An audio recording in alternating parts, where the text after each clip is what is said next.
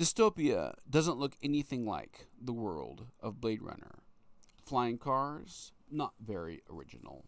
The Jetsons, obviously enough. But this was Los Angeles, the county of which I lived in. Not that everyone in the movie owned flying cars. They seemed to be reserved for the police. If such machines were made commercially available, we could soon sail along a metropolis engulfed in neon and drenched in rain. Dystopia looked so cool in Ridley Scott's imagination. But our real future was even uglier.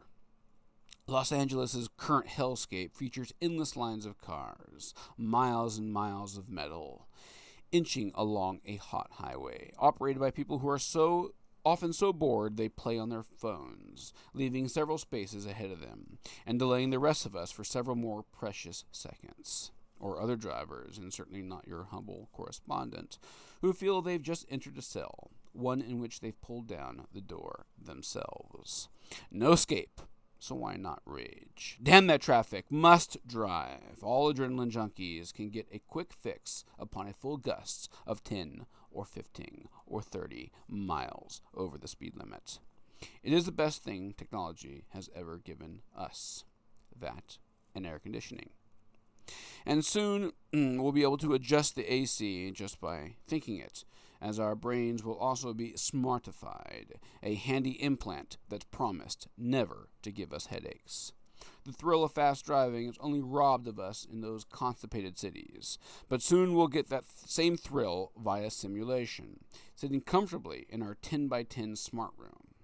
Finally, we can't all own helicopters, like the late Kobe Bryant. I always said that it was the traffic that killed Kobe. While in town, I buy an LA Times. The front page is a story about Kobe's wife, who was absolutely livid because someone leaked photographs of the crash that killed her husband and daughter. If only we all had the power to make headlines whenever someone published photos of the thousands of car crashes that happen every year. Now back home, back to Arizona. Driving through Phoenix, more monsoons. I don't complain, as it brings cooler weather, if not sloppier drivers. Merging onto the 202, I realize that my new city is starting to resemble a bit like Los Angeles. Illuminate my phone. I need music. It's not yet smart enough for voice commands, so I must be like one of the denizens and thus type my request onto these small buttons. For now, a couple anti-tech songs seem appropriate. And plug-in, baby, it is.